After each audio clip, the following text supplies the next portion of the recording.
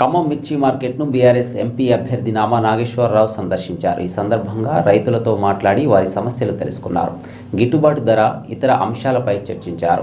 రైతు నల్ల చట్టాలపై కేంద్ర ప్రభుత్వం తీసుకొచ్చిన బిల్లుపై పార్లమెంట్లో పోరాటం చేసినట్లు ఆయన చెప్పారు. కాంగ్రెస్ ప్రభుత్వం వచ్చాక రైతు సమస్యలను పరిష్కరించడంలో విఫలమైందని నామా అన్నారు. తెలంగాణ గొంతును పార్లమెంట్లో వినిపించాలంటే బీఆర్ఎస్ ఎంపీ అభ్యర్థులను గెలిపించాలని నామా కోరారు. నామా వెంట పలువురు ఆ పార్టీ నాయకులు ఉన్నారు.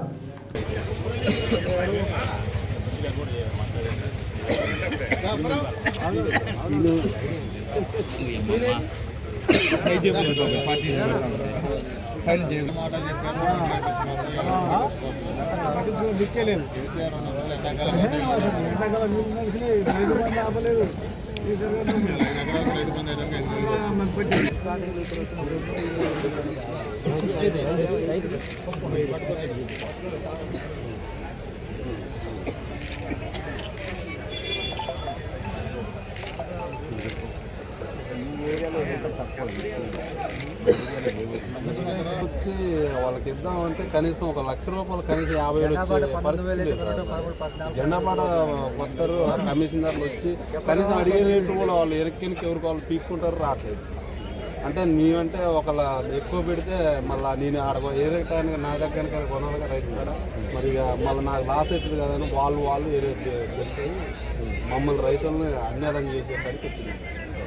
చేయటం 20,000 చేస్తారు, కొంటాం 12,000 ఎక్కువ 19,000 అండి. 19,000 జెండా కాడ పెడుతుంది, పెట్టడం జెండా కాడ 19,000 పెడుతుంది, కొనడం 12,000 ఇట్లా కొంటాయి.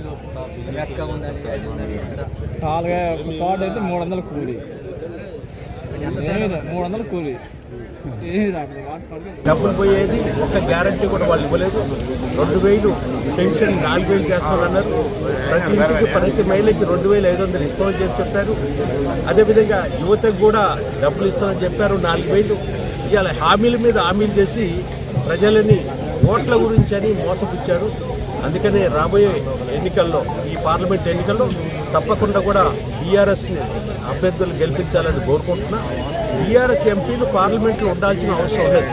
ఎందుకనంటే ఇప్పుడే చెప్పారు, ఇవాళ కనుక తెలంగాణ సమస్యల మీద, తెలంగాణ రైతాంగ సమస్యల మీద పోరాడాలంటే అది సాధ్యపడేది ఒక బీఆర్ఎస్ ఎంపీలు మాత్రమే.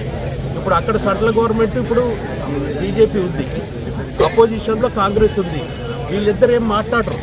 రైతుల సమస్యలు వచ్చినప్పుడు, మా రాష్ట్ర రైతు సమస్య వచ్చినప్పుడు మేము రైతు సమస్యల మీద, రైతులు వడ్లు పండించారు, ఆ వడ్లు కొనట్లేదు, ఈ కొనాలని చెప్పి మేము పార్లమెంట్ సాక్షిగా బీఆర్ఎస్ ఎంపీలు పార్లమెంట్లోన మేము డిమాండ్ చేసేసి పార్లమెంట్ స్తంభింపజేస్తుంటే దీని మీద చర్చ జరగాల, దీనికి ఒక మంచి రేటు ఇవ్వాలా, ఖచ్చితంగా కొనాలని మేము మాట్లాడుతుంటే తెలంగాణ ప్రజల ఓట్లతోని గెలిచి పార్లమెంట్ కాంగ్రెస్ కానీ, అదేవిధంగా మరి బీజేపీ కానీ తెలంగాణ ప్రజలకు మద్దతు లేదు.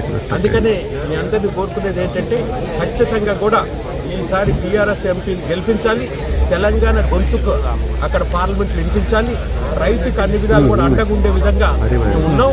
రాబోయే టైంలో కూడా ఇలా రైతు నాయకుడు ఎవరంటే కేసీఆర్ గారి పేరు ఉంటుంది.